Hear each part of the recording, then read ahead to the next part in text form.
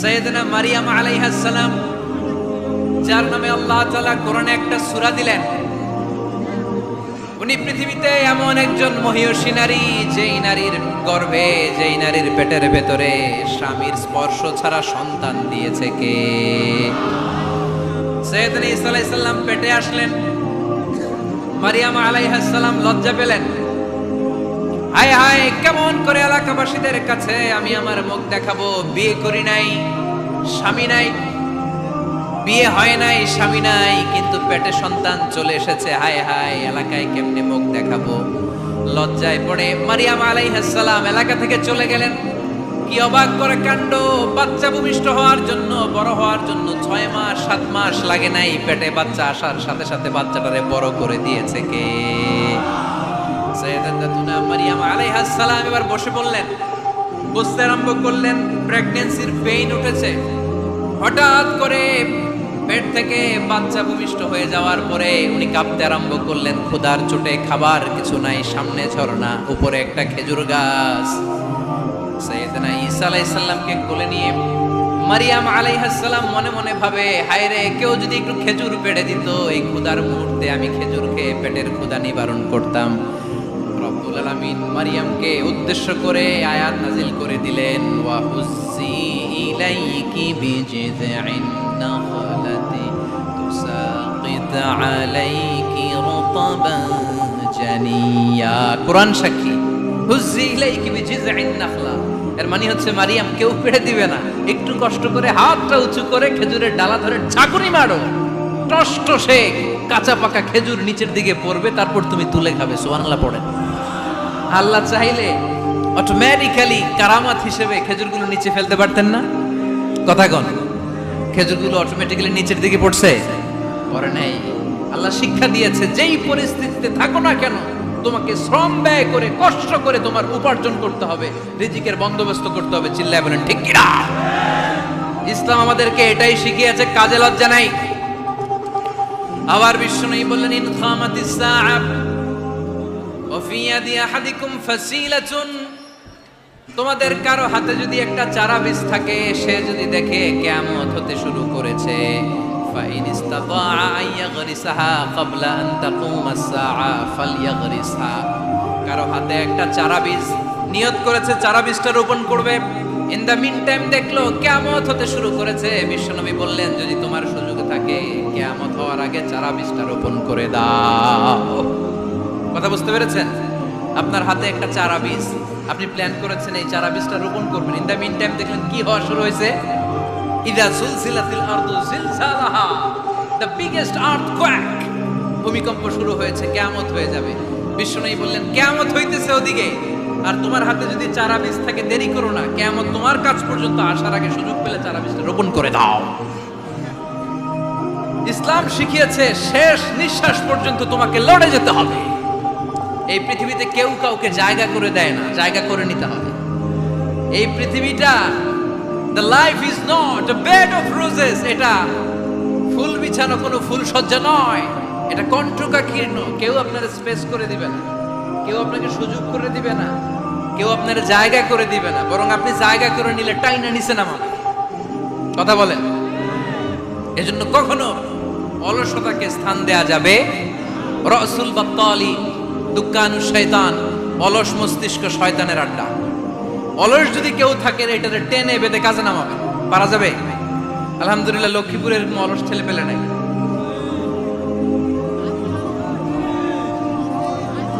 আছে? আমরা আজকে অলসতাকে নো বলে যাবো এই মাহফিল থেকে। অলসতাকে আমরা কি বলবো? আওয়াজ করে বলতে হবে। অলসতাকে কি বলবো আমরা?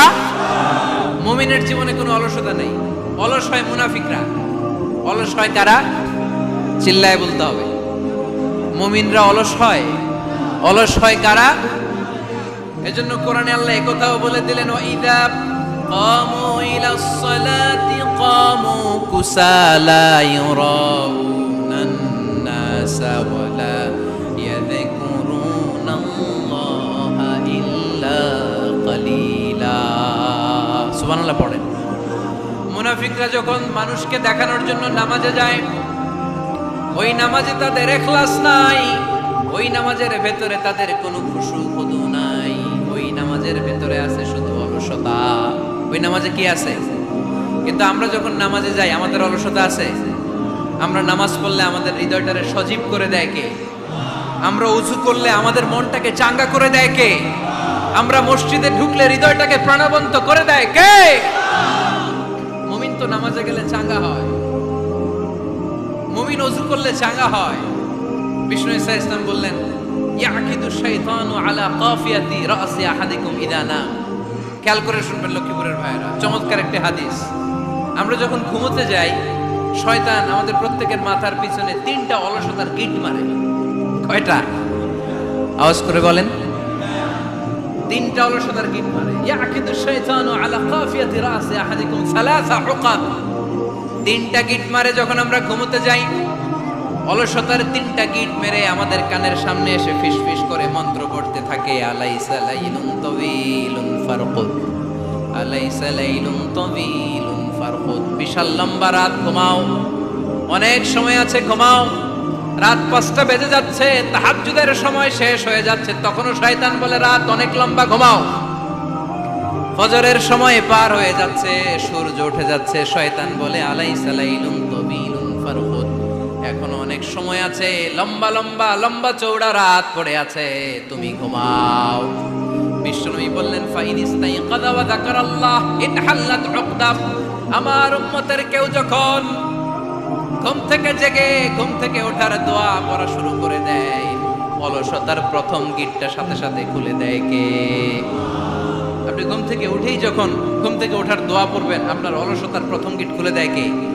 ঘুম থেকে ওঠার দোয়াটা কি? আলহামদুলিল্লাহিল্লাযী আহইয়ানা বা'দা মা আমাতানা ওয়া ইলাইহিন নুশুর। প্রশংসা সে আল্লাহ, যে আল্লাহ আমাদেরকে লম্বা একটা ঘুম শেষে, মৃত্যু শেষে আমাদেরকে ঘুম থেকে উঠালেন। এই দোয়াটা পড়ার সাথে সাথে শয়তান যে 3টা গিট মারছে, ওই 3টার একটা খুলে দেয় কে? Fine তাওয়াদ্দা in হাল্লাত উকদা। ঘুম থেকে জেগে ঘুমের দোয়া পড়ার পরে যখন কেউ ওযু করে ফেলে, অলসতার দ্বিতীয় গিটটাও খুলে দেয় কে? ওযু করার পরে ফাইন সাল্লাত ইন হাল্লাত উকদা, নামাজের মুসল্লায় দাঁড়িয়ে যখন নামাজ শুরু করে দেয়, অলসতার 3 নাম্বার গিটটাও খুলে দেয় কে? 3টা গিট যখন খুলে দেয়, বিষ্ণু ঈসা ইসলাম বললেন, ফাআসবাহা নাশীতাল কলব। নাশীত, তখন মুমিন বান্দা সজীব হয়ে ওঠে, প্রাণবন্ত হয়ে ওঠে, উচ্ছ্বসিত হয়ে ওঠে। ওয়া ইল্লা খাবিসান নাফসি কাসলান। আর যদি ঘুমিয়ে থাকে, 3টা গিট তার মাথার পেছনে শয়তানের অলসতার লেগে থাকে, তাহলে তার দিনটা শুরু হয় অলসতা দিয়ে, আর সে হয় অলসতার রাজা। চিল্লায় এখন ঠিক কিনা? এজন্য আমরা কি অলস হতে চাই না কর্মঠ হতে চাই? কোন নবীরা কি অলস ছিলেন? পৃথিবীতে কোন নবী অলস ছিলেন? সব নবী কর্মঠ ছিলেন। বিষ্ণু ঈসা ইসলাম বললেন, মা বাআসাল্লাহু নাবিয়্যান ইল্লা রাআল গানাম। এই পৃথিবীতে এমন কোন নবী নাই যেই নবী বকরি চড়ায় নাই। কি চড়ায় নাই? বকরিরে আপনারা লক্ষ্মীপুরের ভাষায় কি বলেন? কি বলেন? ছাগল। তো পৃথিবীতে এমন কোন নবী নাই যেই নবী কি চড়ায় নাই? ছাগল চড়ায় নাই। সাহাবারা বললেন, ইয়া রাসূলুল্লাহ আনতা কাযালিক, আপনিও ছাগল চড়াইছেন? বিষ্ণু ঈসা ইসলাম বললেন, না, আমিও ছাগল চড়িয়েছি। ওয়া ইন্নী আরআহা আলা কারারাইতি আহলি মক্কা, আমি তো মক্কাবাসীদের অল্প কিছু পয়সার বিনিময়ে তাদের ছাগলগুলোকে চড়িয়ে দিতাম। সুবহানাল্লাহ পড়বেন না? বিষ্ণু ঈসা ইসলাম ছাগল চড়াতেন। ছাগল চড়ানো সহজ কাজ না কঠিন কাজ? কেন কঠিন এটা? হ্যাঁ, টেরা খুঁটি মারে। হ্যাঁ, তো ছাগল যারা পালে তারা জানে ছাগল পালা কত কষ্ট। ওরে ডানে টান দিলেও কই যায়, রশি ধরে বায়ে টান দিলে কই যায়, সামনে টানলে কই যায়, পিছনে টানলে কই যায়। সারা সপ্তাহ আপনি সময় পান না এটার গোসল করাবেন। ভাবলেন আজকে জুমার দিন আমিও গোসল করি, এটার গোসল করাই। এটারে আপনি পুকুর ঘাটে নিবেন, টান দিয়েছেন, ওর বাপের কিরা ও 1 ইঞ্চিও সামনে যাবে না। ঠিক কি না? এই টেরা প্রাণী আল্লাহর কি মহিমা। আল্লাহ তাআলা পৃথিবীর সবচেয়ে শ্রেষ্ঠতম মানুষদেরকে ছাগল চড়িয়ে ছেড়েছেন। ঠিক কি না? মা বাআসাল্লাহু নাবিয়্যান ইল্লা রাআল গানাম। এই পৃথিবীতে এমন কোন নবী ছিল না যে নবীরা ছাগল চড়ায় নাই। আল্লাহ বুঝাতে চাইলেন, ছাগল চড়ানো অনেক কষ্টের কাজ, অনেক ধৈর্যের প্রয়োজন। এখন নবীরা তোমরা ছাগল চড়াও, কিছুদিন পর ছাগলের চেয়েও টেরা জাতি মানুষ চড়াইতে হয়। মানুষের মধ্যেও টেরা আছে না নাই? ভালো বললে ভালোটা বুঝে না, ডানে যেতে গেলে বায়ে যায়, বায়ে যেতে বললে ডাইনে যায়, এরকম আছে না নাই? সম্মানিত ভাইয়েরা, সমস্ত আম্বিয়া আলাইহিমুস সালাম ওনারা কর্মঠ ছিলেন। সাইয়েদনা আদম আলাইহিস সালাম নিজ হাতে চারা গাছ রোপণ করে চাষাবাদের কাজ করেছেন, সুবহানাল্লাহ পড়েন। সাইয়েদনা ইব্রাহিম আলাইহিস সালাম চাষাবাদের কাজ করেছেন। সাইয়েদনা দাউদ আলাইহিস সালাম নিজ হাতে যুদ্ধের জন্য যে পোশাক পরতে হয়, যেটা পরলে গায়ের মধ্যে ছুরি মারলেও ঢুকে না, ওই শিরস্ত্রাণ বানিয়েছেন, নিজ হাতে তলোয়ার বানিয়েছেন, সুবহানাল্লাহ পড়েন। সাইয়েদনা মূসা আলাইহিস সালাম ছাগল চড়িয়েছেন। সাইয়েদনা মূসা আলাইহিস সালামের মেজাজ নরম না গরম? নবীদের মধ্যে সবচেয়ে বেশি মেজাজওয়ালা নবী ছিলেন মূসা আলাইহিস সালাম। উনিও 8 থেকে 10 বছর সাইয়েদনা শুআয়ব আলাইহিস সালামের এরিয়াতে ছাগল চড়িয়েছেন। চিল্লায় বলেন সুবহানাল্লাহ। এজন্য নবীরা যেহেতু কাজ করেছেন, কর্মঠ ছিলেন, আমরাও কর্মঠ হব, ঠিক কিনা? সাহাবারাও কর্মঠ ছিলেন, বিশ্বনবীর সাহাবারাও ব্যবসা করতেন। সাইয়েদনা আবু বকরের বিশাল ব্যবসা প্রতিষ্ঠান ছিল, সুবহানাল্লাহ পড়েন। সাইয়েদনা আবু বকর রাদিয়াল্লাহু তাআলা আনহুর ব্যবসা প্রতিষ্ঠান ছিল মক্কার কাবা ঘরের পাশেই। ওনার ব্যবসা প্রতিষ্ঠানগুলো যেখানে ছিল ঠিক ওইখানে সৌদি সরকার এখন শপিং মল বানিয়ে দিয়েছে, মাতজার আবু বকর। মক্কা শহরের যেখানে বহিরাগতরা এসে ওখানে ছাগল, ওখানে ঘোড়া, উট এগুলো রাখতো, আস্তাবল রাখতো, ঘোড়া আর উট যেখানে রাখা হতো ঠিক ওই জায়গায় সৌদি সরকার ওটার পার্কিং লট বানায় দিয়েছে। মানে যেখানে আগে সাহাবাদের ব্যবসার জায়গা, ওইখানে বর্তমানে শপিং মল। যেখানে আগের সময়কাল সাহাবারা উট আর ঘোড়া রেখে বাঁধতো, ওইখানে এখন গাড়ি ঘোড়া রাখার ব্যবস্থা করা হয়েছে। সাইয়েদনা আবু বকর অনেক বড় ব্যবসায়ী ছিলেন। ওনার নিজ টাকা দিয়ে হাবাসা থেকে আসা সাইয়েদনা বেলালকে তিনি 20,000 স্বর্ণ মুদ্রা দিয়ে উমাইয়া ইবনে খালাফের কবল থেকে তিনি মুক্ত করেছেন। সাইয়েদনা উসমান যুন্নুরাইন বড় ব্যবসায়ী ছিলেন। নিজের টাকা দিয়ে মদিনার মুসলমানেরা পানি খেতে পারে না, বিইরে রুমা নামে একটা কুয়া ছিল, এই কুয়ার মালিক ছিল ইহুদি। মুসলমানেরা পানি খেতে গেলে সে বকা দিত, পানি খেতে দিত না। বিশ্বনবী বললেন, আমার সাহাবীদের মধ্যে এমন কি কেউ নাই নিজের অর্থায়নে বীরে রুমা কিনে মুসলমানদেরকে দিয়ে দিবে? সাইয়েদনা উসমান যুন্নুরাইন বলল, ইয়া রাসূলুল্লাহ, আপনার খেদমতে আমি হাজির। মুহূর্তের মধ্যে সাইয়েদনা উসমান যুন্নুরাইন নিজের অর্থায়নে বীরে রুমাটা কিনে মুসলমানদের জন্য সদকা করে দিয়েছে। তো ব্যবসা না করলে, কর্মঠ না হলে, উপার্জন না হলে সদকা করা যাবে? চিল্লায় বলেন, করা যাবে? সুনানে তিরমিজির বর্ণনা, বিষ্ণু ঈসা ইসলাম মক্কা থেকে যত সাহাবারা হিজরত করে মদিনায় এসেছে, মদিনাতে কোনো না কোনো সাহাবার সাথে বিশ্বনবী ভ্রাতৃত্বের বন্ধনে আবদ্ধ করে দিয়েছে, সুবহানাল্লাহ পড়েন। এজন্য মক্কা থেকে যারা এসেছে এদেরকে বলে মুহাজির, এদেরকে কি বলে? আর মদিনায় যারা ছিল এদেরকে বলে আনসার, এদেরকে কি বলে? আওয়াজ করে উত্তরে দিবেন। মক্কা থেকে যারা এসেছে তাদের নাম, আর যারা মদিনার সাহাবী তাদের নাম আনসার। আব্দুর রহমান ইবনে আউফ রাদিয়াল্লাহু তাআলা আনহু, ওনার সাথে ভ্রাতৃত্বের বন্ধনে যে সাহাবীকে বিশ্বনবী আবদ্ধ করে দিলেন, ওনার নাম হচ্ছে সাআদ ইবনে রাবিয়া। কি নাম? মদিনার অনেক বড় ব্যবসায়ী। বিশ্বনবী বললেন, ও আব্দুর রহমান ইবনে আউফ, সম্পদ ছেড়ে দিয়ে, পরিবার ছেড়ে দিয়ে, স্থাবর সব ছেড়ে দিয়ে আল্লাহ রাসূলের ভালোবাসায় মক্কা থেকে মদিনায় এসেছো। মদিনায় তোমার চিন্তা নাই, সাদ ইবনে রবিকে আমি তোমার ভাই বানিয়ে দিলাম। সাদ ইবনে রবি তোমার আপন ভাইয়ের মতো। সাদ ইবনে রবি বলল, আব্দুর রহমান, জীবনে তোমারে কোনোদিন দেখি নাই, তোমারে আমি চিনি না, তোমার নাম শুনি নাই, কিন্তু বিশ্বনবী তো তোমার দায়িত্ব আমাকে দিয়েছে। আমার যে বড় ধনী এই মদিনার মধ্যে দ্বিতীয় কেউ নাই। আজ থেকে তুমি আমার ভাই, আজ থেকে তুমি আমার কি? আল্লাহ আমাকে যত সম্পত্তি দান করেছে তার অর্ধেক সম্পত্তি আমি তোমার নামে দিয়ে দিলাম। ও আব্দুর রহমান ইবনে আউফ, শুধু তাই নয়, রব্বুল আলামিন আমাকে 2 জন স্ত্রী দিয়েছে। কয়জন? তুমি দেখো আমার কোন স্ত্রীকে তোমার বেশি ভালো লাগে, যার নাম তুমি বলবে সাথে সাথে আমি তারে তালাক দিয়ে দিব। তার ইদ্দত পালন শেষে তুমি তাকে বিয়ে করে তোমার সাথে নিয়ে যাবা। সুবহানাল্লাহ। কারণ বিশ্বনবী তোমার দায়িত্ব আমার কাছে দিয়েছে, তুমি আমার ভাই, আমি মদিনার সবচেয়ে বড় ধনী, আমার অর্ধেক সম্পদ আমি তোমারে দিয়ে দিব। আমার 2 স্ত্রীর 1 স্ত্রীকে তোমারে দিয়ে দিব। সাইয়েদনা আব্দুর রহমান ইবনে আউফ এই কথা শুনে অবাক হলেন। অবাক হয়ে উনিও এক অবাক কথা বললেন। উনি বললেন, লা হাজাতা লি ফি ইয়া আখি, ও আমার প্রাণের ভাই, তোমার কথা শুনে আমার হৃদয়টা ভরে গিয়েছে, কিন্তু তোমার সম্পদেরও দরকার আমার নাই, তোমার স্ত্রীরও দরকার আমার নাই। বারাকাল্লাহু ফি মালিক ওয়া লি আহলিক, আল্লাহ তোমার মালেও বরকত দেখ, তোমার সম্পদেও বরকত দেখ, তুমি শুধু একটু কষ্ট করবা। কি কষ্ট? দুল্লানি আলা সুক, show me the way to the market. তুমি মদিনায় কোনো মার্কেট আছে কিনা, শপিং মল আছে কিনা, ব্যবসা প্রতিষ্ঠান আছে কিনা আমারে দেখায় দাও। সুবহানাল্লাহ পড়ো। আমরা হইলে কি করতাম? লক্ষ্মীপুরে যারা আসছে এদের একজনের যদি বলা হয়, ভাই আপনি এখন থেকে লক্ষ্মীপুরের ভাই, আমার অর্ধেক সম্পদ আপনারে দিয়ে দেবে, কি করবে? পায়ের উপর পা তুলে খাবে আর বলবে, কি আনন্দ আকাশে বাতাসে, ঠিক কিনা? এরপর যদি বলি, ভাই আমার দুই বউ, যেটারে সুন্দর লাগে বলেন তালাক দিয়ে দেই, নিয়ে যান, কি বলবে? কি আনন্দ আকাশে বাতাস।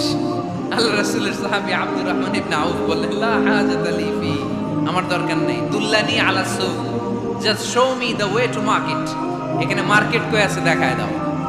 অবাক হয়ে গেলেন সাদ বিন রবিব, বললেন, ও আব্দুর রহমান ইবনে আউফ, ঠিক আছে তুমি যদি নিতে না চাও, তোমারে আমি জোর জবরদস্তি করব না। শুনে রাখো, মদিনাতে ইহুদিদের কয়নুকার একটা বাজার আছে।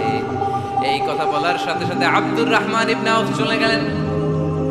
এর পরের দিন অল্প কিছু পনির আর ঘি দিয়ে ব্যবসা শুরু করলেন।